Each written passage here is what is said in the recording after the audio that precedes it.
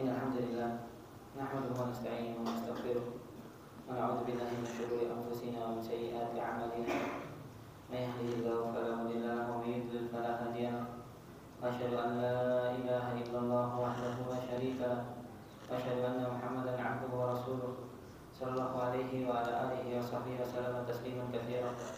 Ya ayyuhalladzina amanu taqullaha haqqa tuqatih wa la tamutunna illa wa antum muslimun. يا أيها الناس اتقوا ربكم الذي خلقكم من نفس واحدة وخلق منها زوجها وبث منهما رجالا كثيرا ونساء واتقوا الله الذي تساءلون به والأرحام إن الله كان عليكم رقيبا. يا أيها الذين آمنوا اتقوا الله وقولوا قولا سديدا يصلح لكم أعمالكم ويغفر لكم ذنوبكم ومن يطع الله ورسوله فقد فاز فوزا عظيما. أما بعد فإن أصدق الحديث كتاب الله وخير الهدى هدى محمد صلى الله عليه وعلى آله وصحبه وسلم. شر الأمور محدثاتها فإن كل محدثة بدعة وكل بدعة ضلالة وكل ضلالة في النار. Kaum muslimin nama salat Nabi Muslim lisan, semoga Allah Subhanahu wa taala berikan kepada kita kasih sayangnya. Alhamdulillah kita berdoa Allah Subhanahu wa taala atas segala nikmat dan karunia Allah Subhanahu wa taala berikan kepada kita hingga di hari Senin malam Selasa kita ditemukan oleh Allah Subhanahu wa taala kembali dalam rangka baca hadis-hadis Nabi sallallahu alaihi wa ala alihi wasallam yang berkaitan dengan akhlak budi pekerti. Tentu sepatutnya bagi seorang muslim menghiasi kehidupannya dengan akhlak yang mulia, sebagaimana baginda Nabi Muhammad sallallahu alaihi wasallam beliau menghiasi kehidupan beliau dengan akhlak yang mulia. Dan kita akan lanjutkan masih dalam bab al-'afwu was-safhu 'anil nas, memaafkan dan memberikan pengampunan kepada manusia, dari kitab Al-Adabul Mufrad yang ditulis oleh Amirul Mukminin fil Hadits Abu Abdullah Muhammad ibn Ismail ibn Ibrahim Al-Bukhari rahimahullahu ta'ala. Kita masuk pada hadis ke-244. Qala rahimahullahu ta'ala hadatsana Muhammad ibn Salam qala hadatsana Abu Muawiyah qala hadatsana Hisham an Wahab bin Kaisan qala sami'tu Abdullah bin Zubair yaqulu 'ala al-minbar khudhil afwa wa'mur bil 'urfi wa'rid 'anil jahilin. Qala wallahi ma amara biha an tu'khadha illa min akhlaqin nas. Wallahi la akhudannaha minhum ma sahibtuhum. Al-Imam Al-Bukhari rahimahullahu taala meriwayatkan hadis dari gurunya Muhammad bin Salam Al-Bikandi, salah seorang gurunya yang thiqah. Ada yang menyebutkan bahwa ayahnya dibaca dengan Muhammad ibnu Salam dengan ditasydid, ya, dengan ditasydid. Berkata telah berkata kepada kami Abu Muawiyah Muhammad ibnu Khazim ad-Dari, Muhammad ibn Khazim ad-Dari. Beliau adalah salah seorang yang thiqah juga, yang disebutkan beliau buta sejak kecil, namun hafalannya Masya Allah sangat kuat. Hafalannya sangat kuat. Qala hadatsana Hisham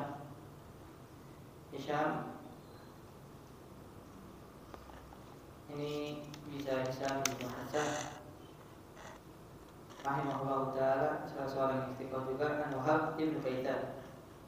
An-Wahab ibn Kaisan Qala sami'tu, aku mendengar Abdullah bin Zubair,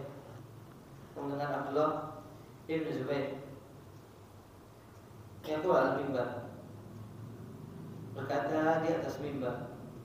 Abdullah bin Zubair adalah salah seorang sahabat Rasulullah sallallahu alaihi wa alihi wasallam, termasuk dari sahabat Nabi sallallahu alaihi wasallam yang banyak ilmunya, kemudian juga banyak ibadahnya, dan juga banyak meriwayatkan hadis Nabi Muhammad sallallahu alaihi wa alihi wasallam. Beliau berkata di atas mimbar, khudil aqwa, ambillah sifat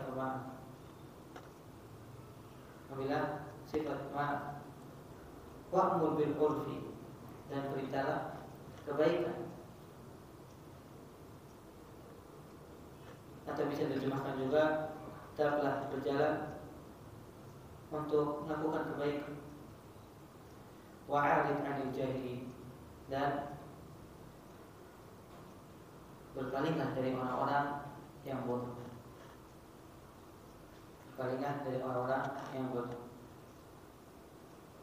Ini merupakan cuplikan atau nukilan dari ayat surat Al-A'raf ayat 199, surat yang ke-7 ayat 199. Dan ini merupakan perintah dari Allah Subhanahu wa ta'ala. Khudil afwa wa'mur bil urfi wa'arid 'anil jahilin.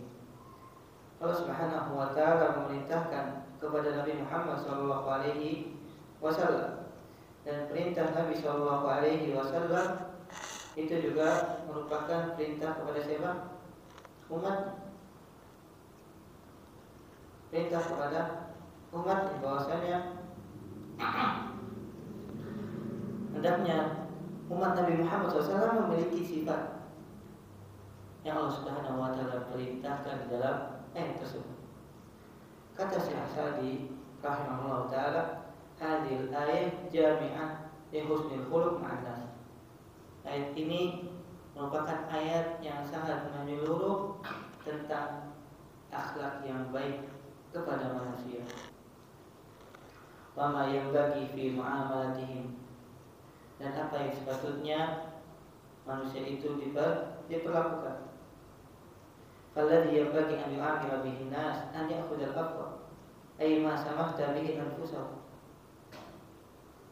Seorang sepatutnya ketika bergaul dengan manusia, dia memiliki sifat pemaaf. Bahkan tidak ada dari kita semua kecuali pernah melakukan salah.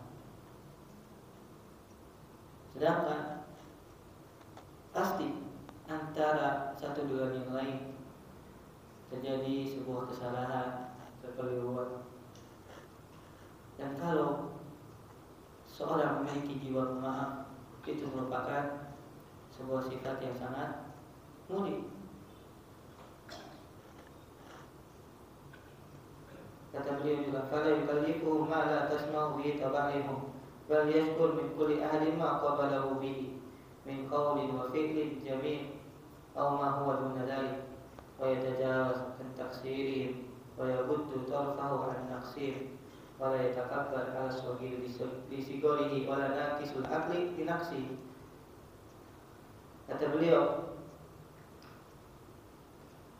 ketika seorang memiliki sifat maaf, maka dia akan sangat mudah menerima apa yang dilakukan oleh manusia kepada dirinya. Dia menerima perlakuan yang baik dan bersyukur atas bantuan manusia yang sedikit, dan memaafkan kekurangan mereka. Kemudian berusaha menutup matanya dari kesalahan yang dilakukan oleh manusia.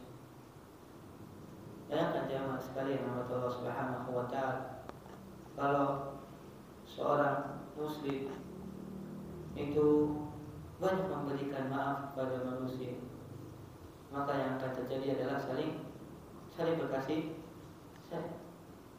Orang yang disimpan adalah dengki, simpan adalah amarah, atau membalas keburukan dengan keburukan yang misalnya walaupun boleh, maka mungkin akan terjadi setelahnya apa? Permusuhan, perselisihan. Sebagaimana yang dilakukan oleh Abu Bakar radhiyallahu taala saat ada dari keluarganya yang menyebarkan tentang tuduhan kepada Aisyah radhiyallahu taala anha, tuduhan keji kepada Aisyah radhiyallahu taala anha. Ketika itu Abu Bakar marah, kemudian tidak mau lagi memberikan nafkah berlebih kepada orang yang membeberkan tuduhan dusta, tuduhan keji kepada Aisyah radhiyallahu taala anha. Tetapi Allah Subhanahu wa taala mengingatkan Abu Bakar radhiyallahu taala anhu untuk memaafkan. Allah Subhanahu wa taala yang Allah Subhanahu wa taala abadikan dalam surat An-Nur. Allah Subhanahu wa taala berfirman, "Wa la yahtali ulul fadli minkum was-sa'ati an yu'tu ulil qurba wal masakin wal muhajirin fi sabilillah wal ya'fu wal yasfahu. Ala tuhibbuna ay yaghfirallahu lakum wallahu ghafurur rahim."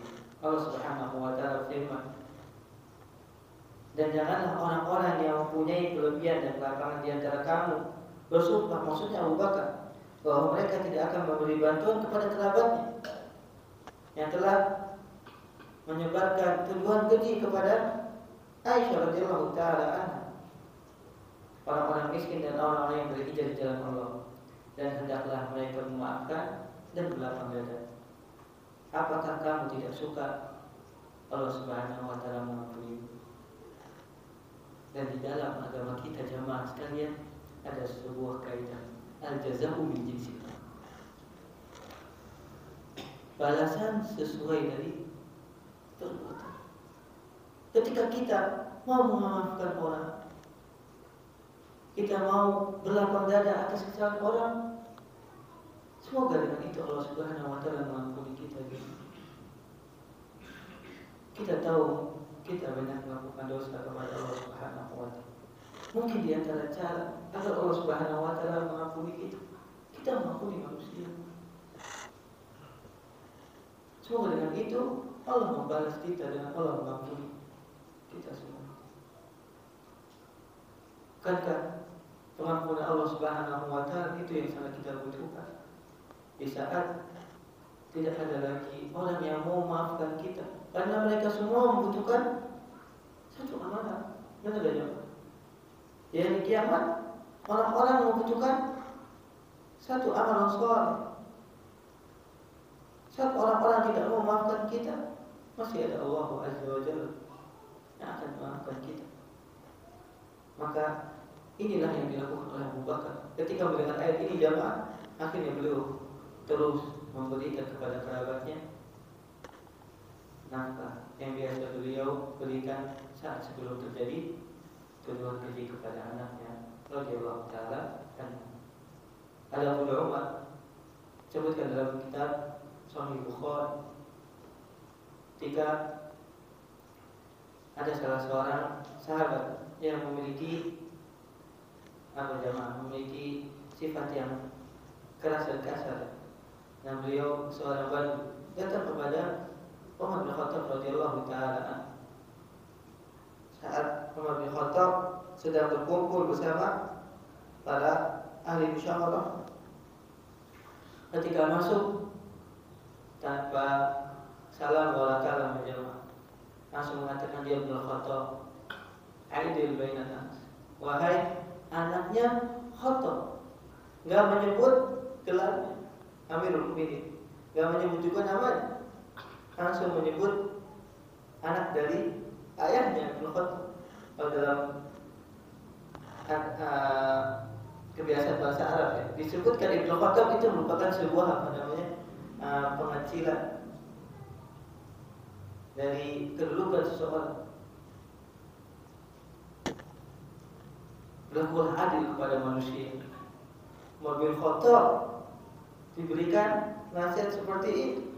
Siapa yang tidak tahu dengan Umar bin Khattab radhiyallahu ta'ala? Maka Umar langsung berubah mukanya jamaah. Memerah mukanya, ingin memarahi sahabat tersebut.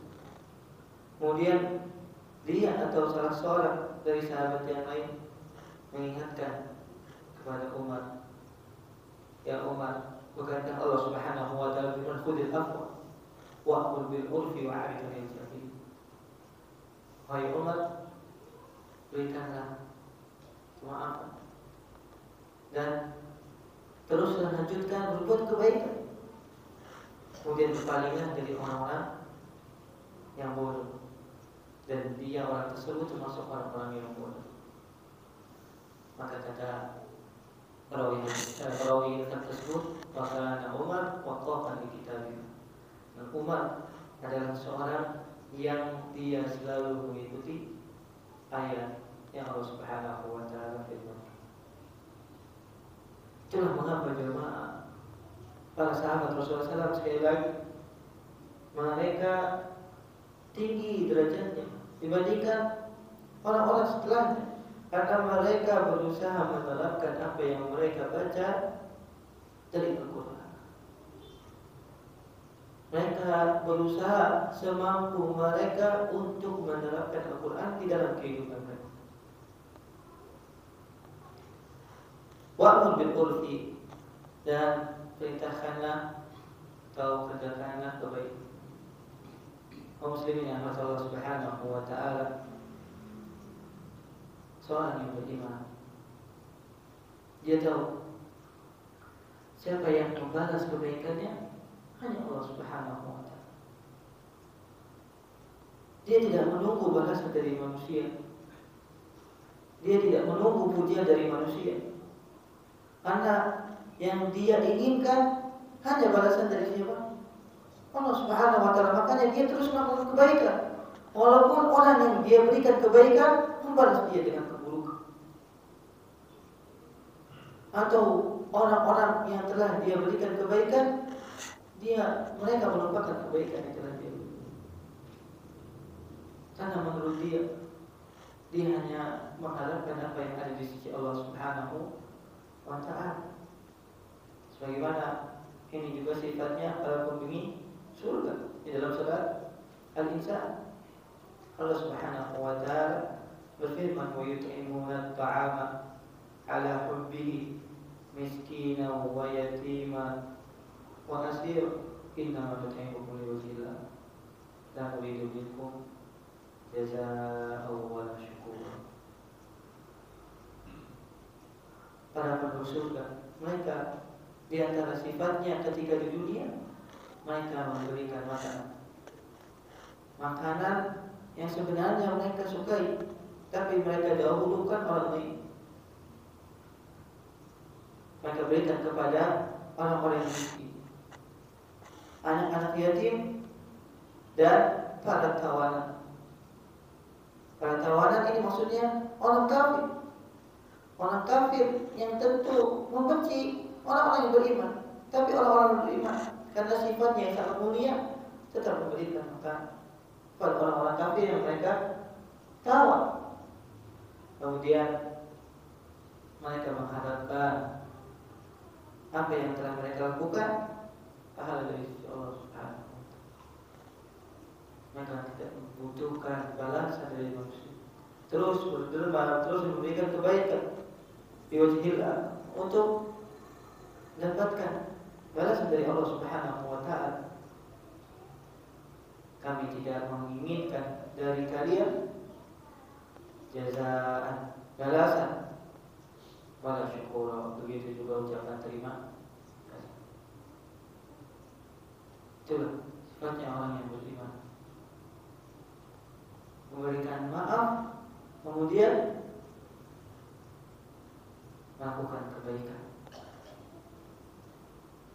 a'rid 'anil jahilin, dan berpaling dari orang-orang yang jamaah sekalian yang mati Allah Subhanahu wa ta'ala. Di antara bentuk seorang yang berakal, dia tidak mempedulikan orang yang setengah akalnya. Betul gak jemaah? Kalau kita terus membalas atau kita mempedulikan orang-orang yang tidak memiliki pengetahuan, maka bisa jadi kita ikutan. Seorang yang berakal, seorang yang cerdas, dia akan memanfaatkan waktu yang Allah Subhanahu wa ta'ala berikan untuk perbuatan yang lebih manfaat. Kalau berdebat, kalau ikut adalah diskusi orang-orang yang tidak memiliki pengetahuan, habis waktunya jamaah benar. Makanya ada sebuah syair ketika Imam Syafi'i itu tidak pernah kalah berdebat kecuali ketika di hadapannya ada orang yang bohong. Idza nataqa as-safihu fala tujibhu fa inna min khairi ijabatihi sukut. Kata beliau, ketika seorang yang bodoh itu berbicara, mengajak debat, maka janganlah engkau melawannya, janganlah engkau mempedulikannya, janganlah engkau menjawabnya. Karena sebaik-baik ucapan bagi dirinya adalah dia. Kalau bicara dengan orang bodoh jamaah, antum kasih 1000 dalil juga, tak bakal diterima. Betul ya jamaah? 1000 dalil, 1000 perkataan ulama, kalau berbicara dengan orang yang tidak mau menerima kebenaran, maka itu sia-sia belaka dan antum akan menghabiskan waktu. Makanya Umar ketika mendengar ayat ini, sudah biarkan saja, capek bahasanya ngurusin orang yang bodoh. Orang yang cerdas, dia bisa memanfaatkan waktu daripada dia mempedulikan orang-orang yang tidak memiliki pengetahuan. Ketika Abdullah bin Zubair radhiyallahu taala anhuma membaca ayat ini, beliau bersumpah demi Allah,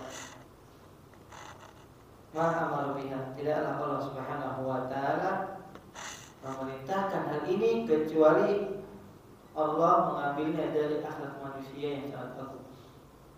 Karena 3 hal ini tidaklah dimiliki kecuali orang-orang yang memiliki kemuliaan: pemaaf, terus berbuat kebaikan, dan meninggalkan orang-orang yang bodoh. Itu juga Anda jadi ingat firman Allah Subhanahu wa ta'ala dalam surat Al-Furqan. Di antara sifat ibadur rahman, di antara sifat hamba-hamba Allah Subhanahu wa ta'ala Ar-Rahman, yang maha pengasih. Wa ibadur rahmanil ladzina yamshuna 'alal ardi hauna wa idza khatabahumul jahiluna qalu salama. Allah Subhanahu wa ta'ala menyebutkan di antara sifat hamba-hamba Ar-Rahman adalah mereka yang ketika bertemu dengan orang-orang yang sedikit pengetahuan, mereka mengatakan perkataan yang tidak menghina, namun mereka tidak mau banyak sekali berkomunikasi dengan mereka. Apabila orang-orang bodoh menyapa mereka dengan kata-kata yang menghina, mereka hanya mengucapkan salam, mengucapkan ya. Kalau seandainya emang perkataan antum seperti itu, ya sudah, itu nggak perlu Pak. yang perlu juga. Wallahi la akhudannaha minhum ma suhibtu. Maka kata Abdullah bin Zubair, demi Allah, aku akan berusaha memiliki akhlak yang disebutkan oleh Allah Subhanahu wa taala tadi selama aku berinteraksi dengan manusia. Dan para sahabat kalau sudah bersumpah jamaah bukan hanya ucapan belaka. Apa yang mereka ucapkan mereka pasti praktekkan. Karena mereka adalah laki-laki sejati. Apa yang mereka ucapkan mereka terapkan dalam kehidupan.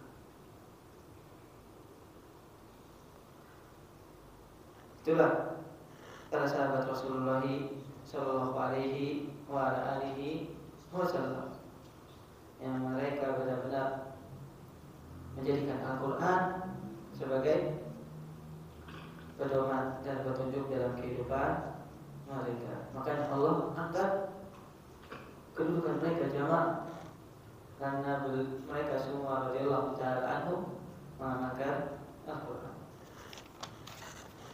Hadis yang selanjutnya qala rahimahullah ta'ala hadatsana Muhammad bin Salam qala akhbarana Muhammad bin Fudail ibn Ghazwan al-Layth an Tawus an Ibnu Abbas radhiyallahu ta'ala anhuma qala Rasulullah sallallahu alaihi wa alihi wasallam alimu wa yassiru wa la tu'assiru wa idza ghadiba ahadukum falyaskur. Al-Imam Al-Bukhari rahimahullahu ta'ala meriwayatkan dari gurunya Muhammad bin Salam yang Al-Bikandi qala akhbarana kami katakan kepada kami Muhammad bin Fudail bin Ghazwan dari Layth. Dan Layth ini perlu diberikan catatan jamaah sekalian yang Allah Subhanahu wa ta'ala adalah seorang yang hafalannya buruk. Layth ibn Abi Sulaim. Makanya sanad hadis ini adalah sanad yang dhaif. Dan tapi diperkuat dari jalur lain yang antaranya diriwayatkan oleh Imam Bukhari dan Muslim. Sabda Nabi SAW, alimu wa yassiru wa la tu'assiru. Itu juga dalam riwayat Ibnu Syahid, lafaz wa idza ghadiba ahadukum falyaskur. Maka Allah Ta'ala hadis ini menjadi hadis yang sahih insyaallah ta'ala. Kata Nabi SAW, alimu, ajarkanlah manusia, wa yassiru, dan permudahlah manusia dalam mengajarkan mereka, dalam memberikan nasihat kepada mereka. Wala tu'assir, dan janganlah membuat mereka sulit, membuat mereka susah. Wa idza ghadiba ahadukum falyaskur. Ketika salah seorang di antara kalian itu marah, maka hendaknya dia diam. Hadis ini merupakan nasihat agung jamaah sekalian, perintah dari baginda Nabi Muhammad SAW untuk umatnya, agar umatnya alimu, mengajarkan sesuatu yang dia telah ketahui dari agama ini kepada orang-orang yang terdekat, kepada istrinya, pada anak-anaknya, pada keluarganya. Kemudian permudahlah, jangan dipersulit. Ini juga nasihat kepada para guru, para pendidik. Nabi SAW memerintahkan kepada para pendidik untuk memudahkan. Kadang ada guru yang insyaallah killernya minta ampun, sudah ngajarnya kasar, keras. Kemudian ketika memberikan tugas susah banget. Belum lagi ujiannya, masya Allah, paling takut. Karena jadi ingat Dulu ada seorang ustadz yang kuliah di Islam Madinah. Salah seorang syekh memang dikenal, masya Allah, beliau sangat sulit di ujian di jamaah. Gimana nggak sebutkan syekh itu sampai memberikan soal jamaah di catatan kaki. Jadi catatan kaki kan kadang atau kebanyakan dari mahasiswa gabung kan baca, tapi ini ujiannya dari catatan kaki jamaah. Karena memang sulit ya, masya Allah. Jangan seperti itu. Lebih baik kita mudahkan untuk murid-murid dalam mengerjakan apa? Soal ketika ujian. Kata Syekh Ibrahim Al-Ruhaili hafizahullah taala, di antara guru yang baik dan yang bagus dalam mengajarkan, dia mengajarkan dengan metode yang bagus, yang baik, kemudian memberikan soal ujian yang mudah. Sebagaimana sabda Nabi SAW, alimu wa yasir, ajarkan dan permudah. Kalau bahasa sekarang jamaah gimana? Kalau bisa dipersulit, kenapa harus dipermudah? Allah musta'an. Padahal Nabi SAW justru memerintahkan kita untuk memudahkan, jangan mempersulit. Apalagi agama kita ini adalah agama yang mudah. Kata Nabi SAW, inna hadzal dina yusr. Sesungguhnya agama ini agama yang mudah. Wala yashaddad dina illa ghalabah. Dan tidaklah seorang bersusah payah dalam agama ini atau berlebihan, maksudnya dalam agama ini, kecuali agama akan mengalahkannya. Dari hadis ini juga kita bisa mengambil pelajaran jamaah sekalian, bahwa mempermudah urusan seseorang itu merupakan sebuah akhlak yang mulia.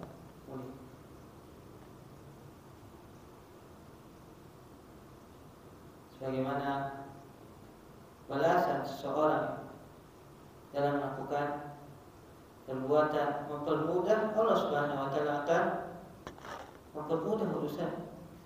Bagaimana sabda Nabi sallallahu alaihi wasallam, wallahu fi auni al-'abdi ma kana al-'abdu fi auni akhihi. Allah Subhanahu wa taala akan senantiasa menolong seorang hamba selama hamba tersebut menolong saudara. Jika kita mempermudah urusan seseorang, maka mudah-mudahan nanti di hari kiamat Allah Subhanahu wa taala akan permudah urusan kita dan tidak Allah Subhanahu wa taala dan semua dari kita jemaah. Ketika kita ingin berinteraksi kepada manusia, tentu kita akan menyukai orang-orang yang mudah. Benar gak jemaah? Itu juga dalam hadis Nabi sallallahu alaihi wasallam pernah bersabda, rahimahullah ra'at samhan idza ba'a samhan idza ishtara samhan idza iqtada. Semoga Allah merahmati seorang yang mudah ketika dia membeli, mudah ketika dia menjual, dan mudah ketika dia menentukan sebuah pilihan untuk urusan. Dan janganlah jadi orang yang mempersulit. Ini juga berlaku bagi mereka yang diberikan amanah untuk mengurusi urusan manusia. Tidak perlu ada perincin jemaah. Cukup hadis ini sebenarnya yang bisa memotivasi seseorang mempermudah urusan manusia. Nabi SAW memerintahkan pasti akan mendatangkan masalah, dan ketika melarang pasti akan mendatangkan mudarat. Kalau seandainya dipraktikkan oleh kaum muslimin di zaman ini, sungguh merupakan hadis yang sangat mulia dan akan memberikan kebaikan dalam kehidupan mereka. Wa idza ghadiba ahadukum falyaskut. ketika salah seorang dari kalian marah, maka hendaknya diam. Dan berapa banyak kaum muslimin yang dirahmati Allah Subhanahu wa taala ketika seseorang marah kemudian mulutnya tidak dia jaga, ternyata setelahnya dia menyesal. Entah dia mengeluarkan perkataan-perkataan yang buruk, perkataan yang keji, atau seorang suami mengucapkan kata cerai kepada istrinya ketika marah, dan setelahnya dia menyesal. Makanya Nabi SAW memberikan sebuah obat yang sangat manjur ketika di antara kalian marah, hendaknya apa? Iya. Tapi jemaah sekalian, berapa banyak dari kita yang bisa belajar untuk diam sebagaimana kita belajar untuk berbicara? Sulit ya jemaah untuk belajar diam, apalagi diam ketika marah. Maka ini merupakan sebuah obat yang sangat mulia dari Nabi Shallallahu Alaihi Wasallam saat seseorang di antara kita marah. Saat seorang di antara kita marah, hendaknya dia jangan mengatakan perkataan apapun. Biasanya setelah mengatakan perkataan saat dia marah adalah penyesalan. Dan syaitan sangat mudah mengajak manusia atau mengompori manusia saat seorang tersebut sedang marah. Dan kalau diam, jemaah sekalian, masya Allah, syaitan akan semakin kesal. Berapa banyak permusuhan, pertikaian, perselisihan, di antara penyebabnya adalah dari mulut. Kalau seandainya seorang bisa diam, maka dia akan banyak sekali mendapatkan keselamatan. Kata Abdullah bin Abbas radhiyallahu taala anhu, beliau mengatakan sebuah perkataan yang indah, "Kul khairan takna, ausqut an syarrin tasma, wa illa fa'lam annaka satandam." Kata Abdullah bin Abbas radhiyallahu taala anhu, berkatalah kebaikan, maka engkau akan mendulang pahala dan juga balasan dari Allah Subhanahu wa taala. Atau diam, maka engkau akan selamat. Diam akan selamat. Kalau tidak, maka ketahuilah pasti engkau akan menyesal.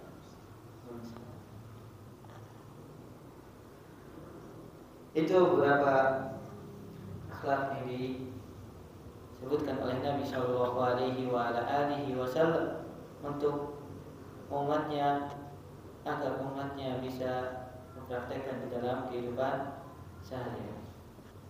Bab yang selanjutnya, bab al-inbisatu ila nas, bab berkasih sayang dan bermurah hati kepada manusia.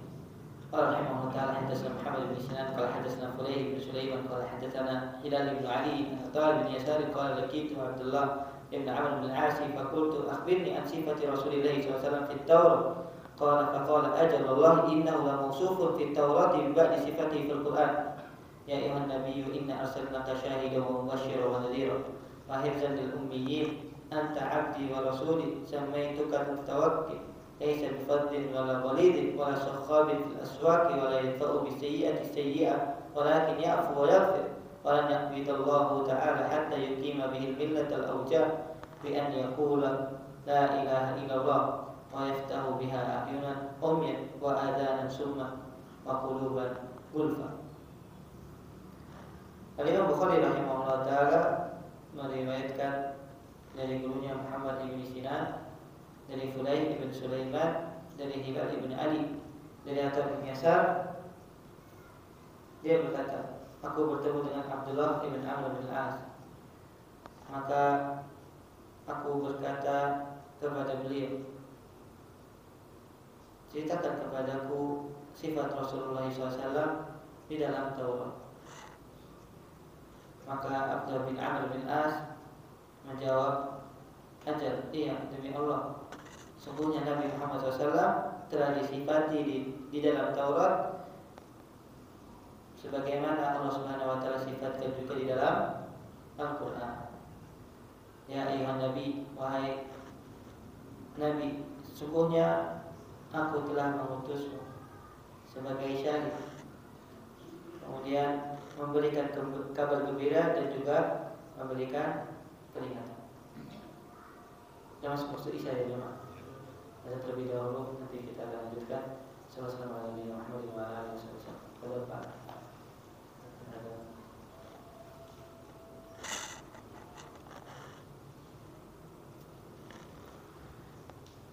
Alhamdulillah, wassalatu wassalamu ala Nabi Muhammad wa ala alihi wa sahbihi wa tabi'ahum bi ihsan ila yaumil qiyamah. Kemudian kata Abdullah bin Amr bin As radhiyallahu taala anhuma, sifatnya Nabi SAW wahifzun lil ummiyin, yaitu beliau SAW menjaga orang-orang yang ummi. Maksudnya kebanyakan dari umat Nabi Muhammad SAW adalah umat yang ummi, yang tidak bisa membaca dan juga tidak bisa menulis. Yaitu banyak dari bangsa Arab ketika itu. Mereka tidak bisa membaca dan juga tidak bisa menulis. Kemudian disebutkan anta abdi wa rasuli. Allah Subhanahu wa taala menyebutkan bahwasanya Nabi Muhammad SAW adalah hambaku dan juga rasul. Hamba yang tidak boleh disembah dan rasul yang tidak boleh didusta. Sebagaimana syahadat orang-orang yang beriman, asyhadu anna Muhammadan abduhu wa rasuluh. Bersaksi bahwasanya Nabi Muhammad SAW adalah hamba dan utusan. Samaitukal mutawakkil, aku memberikan kepadamu nama, itu kepada Nabi Muhammad SAW al-mutawakkil. Maknanya adalah orang yang menyandarkan segala urusannya kepada siapa? Allah Subhanahu wa taala. Orang yang bertawakal. Kata para ulama, ini di antara nama Nabi Muhammad sallallahu alaihi wa alihi wasallam. Itu nama beliau al-mutawakkil, karena sangat bertawakalnya Nabi Muhammad sallallahu alaihi wasallam kepada Allah Azza wa Jalla. Kemudian di dalam Taurat disebutkan laisa bifadhin wala ghalib. Nabi Muhammad SAW tidak memiliki akhlak yang buruk. Fadl maknanya adalah akhlak yang buruk. Sebagaimana Allah Subhanahu wa taala firman, "Walau kunta fadhan ghalidha." Fadhan artinya sayyi'u al-khuluq, akhlak yang buruk. Wala ghalib, tidak juga keras dan kasar. Nabi SAW adalah seorang yang sangat lembut. Wala sakhabin fil aswaq.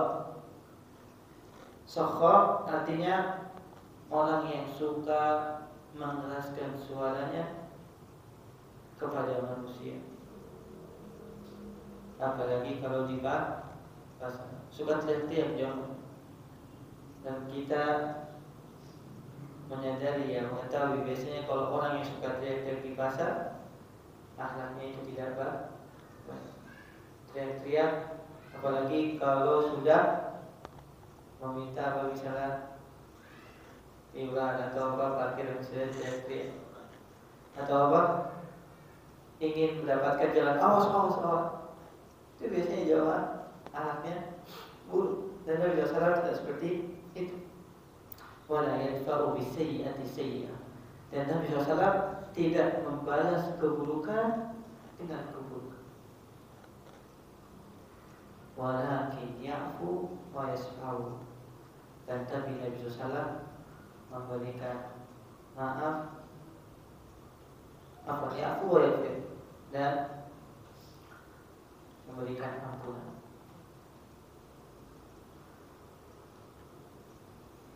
Dan Nabi SAW disebutkan tidaklah Allah Azza wa Jalla mewafatkannya sampai Nabi SAW itu memperbaiki agama yang telah pincang. Maksudnya agamanya Nabi Ibrahim, itu agama Islam ini yang dahulu Nabi Ibrahim alaihissalam membawanya ke tanah Arab. Akan tapi ada yang ditambah, ada yang dikurangi. Yang ditambah adalah kesyirikan. Nabi Ibrahim alaihissalam tidak pernah mengajarkan kesyirikan, tapi orang Arab jahiliyah di zaman Nabi SAW membuat patung kemudian melakukan kesyirikan. Di antara yang mereka kurangi adalah apa? Ketika melaksanakan tawaf, yaitu kalau wanitanya misalnya tawaf dalam keadaan telanjang. Padahal Nabi Ibrahim alaihissalam tidak pernah mengajarkan mereka hal itu. Bi an yaqulu la ilaha illallah, dengan mengatakan tiada Tuhan yang berhak disembah kecuali siapa? Allah Subhanahu wa taala. Hingga patung-patung yang disembah itu dihilangkan oleh Nabi Muhammad sallallahu alaihi wa alihi wasallam. Wa yaftahu biha a'yunan umya, yang membuka mata orang-orang yang buta. Maksudnya berjamaah, membuka kembali kebenaran di hadapan mata mereka. Nah, berapa banyak orang yang melihat ternyata buta, bukan buta matanya, tapi buta melihat apa? Kebenaran. Dan Nabi SAW datang untuk membuka mata mereka agar mereka bisa melihat kebenaran. Wa adzanan summa, memperbaiki telinga yang tuli, bukan tuli pada hakikatnya, tapi tuli saat mendengarkan kebenaran. Karena berapa banyak orang yang bisa mendengar tapi tidak digunakan untuk mendengarkan kebenaran. Wa quluban ghulfa, dan hati yang telah terkunci dengan datangnya Nabi SAW, hati itu terbuka. Jamaah sekalian yang dirahmati Allah Subhanahu wa taala, ternyata sifat Nabi Muhammad SAW sudah dikabarkan di dalam Taurat, yang menunjukkan bahwasanya Nabi Muhammad SAW adalah siapa? Utusan Allah Subhanahu wa taala. Dan apa yang disebutkan dalam Taurat ternyata benar-benar sesuai dengan apa yang dilihat oleh para sahabat dan juga orang-orang yang ada di sekitarnya, termasuk orang-orang Yahudi yang mereka membaca Taurat. Tapi jemaah dari Allah Subhanahu wa taala, kalau Allah tidak menginginkan kebaikan, tidak menginginkan hidayah, maka sulit Allah Subhanahu wa taala akan mendatangkan kepada mereka kebenaran. Sebagaimana Allah Subhanahu wa taala firman, "Afara'aita man ittakhadha ilahahu hawa wa adallahu Allahu 'ala ilm wa khatama 'ala qalbihi wa sam'ihi wa ja'ala 'ala basarihi gishawa kama yahdihi min ba'dillah." Apakah kau tidak melihat, wahai Rasulullah, orang yang menjadikan Tuhannya hawa nafsunya, dan Allah sesatkan dengan ilmunya yang telah dia dapatkan. Alhamdulillah kita. Dan Allah jadikan telinganya dan hatinya tertutup, ditambah lagi matanya tidak bisa melihat, terhalang. Wajah al-basari bisa kama yahdihi ba'dillah. Maka siapa yang akan memberikan petunjuk selain Allah Subhanahu wa taala? Yang sangat merugikan jamaah, seseorang yang punya mata sehat telinga yang sehat, hati yang sehat, ternyata tidak mampu mendeteksi kebenaran. Itu buruknya. Punya mata, punya telinga, punya hati, tapi tidak dipakai. Itulah orang-orang yang sangat merugi. Sebagaimana orang-orang Yahudi, mereka tahu Nabi Muhammad SAW adalah utusan Allah Subhanahu wa Ta'ala. Mereka melihat dengan mata kepala mereka sendiri, mereka mendengar dengan telinga mereka sendiri, dan mereka mengetahui dari Taurat sebagaimana diceritakan oleh Abdullah bin Amr tentang kebenaran Nabi Shallallahu Alaihi Wasallam. Ternyata apa? Tidak membuat mereka mengikuti kebenaran. Dari asar ini juga kita bisa mengambil pelajaran bahwasanya Nabi Muhammad Shallallahu Alaihi Wasallam memiliki sifat yang sangat mulia, karena beliau SAW memiliki akhlak yang baik dan tidak memiliki lawannya. Begitu juga beliau Shallallahu Alaihi Wasallam tidak kasar. Karena kata Allah Subhanahu Wa Taala, "Walau kunta faddan ghalidal qalbi lanfaddu min hawlik." Wahai Muhammad Shallallahu Alaihi Wasallam, kalau seandainya engkau memiliki akhlak yang buruk dan memiliki sifat kasar, maka manusia akan lari dari. Ini juga merupakan sebuah nasihat kepada para dai, para pengajar. Hendaknya dia lebih mendahulukan kelemahan kemudian dibandingkan sifat yang kasar. Itu juga sebagai seorang yang mengikuti Nabi Muhammad SAW, yaitu Ahlus Sunnah. Sebagaimana Ahlus Sunnah berpegang teguh kepada sunnah Nabi SAW yang berasal dari keyakinan atau yang berkaitan dengan keyakinan, maka juga hendaknya dia berpegang teguh terhadap akhlak yang dicontohkan oleh Nabi SAW. Dahulukan lemah, dahulukan kasih sayang. Bukankah agama kita masuk ke negeri Indonesia, ke negeri kita yang tercipta dengan apa jemaah? Apakah dengan perang? Tidak. Dengan apa? Dengan kasih sayang, dengan kelemah lembutan, hingga diterima oleh masyarakat Indonesia, hingga bahkan menjadi umat Islam terbanyak jumlahnya dalam sebuah negara di dunia, yaitu negara kita. Dari hadis ini juga atau dari atar ini kita bisa mengambil pelajaran jamaah sekalian Allah Subhanahu wa Ta'ala, bagaimana indahnya akhlak Nabi Shallallahu Alaihi Wasallam, tidak membalas keburukan dengan keburukan. Nabi SAW membalas keburukan dengan kebaikan. Bagaimana disebutkan dalam hadis yang sahih bahwasanya ada seorang Al-Badri yang datang kepada Nabi Muhammad SAW saat beliau baru keluar saja dari masjid. Kemudian dia ambil sorbannya Nabi SAW dan ditarik Nabi Muhammad SAW.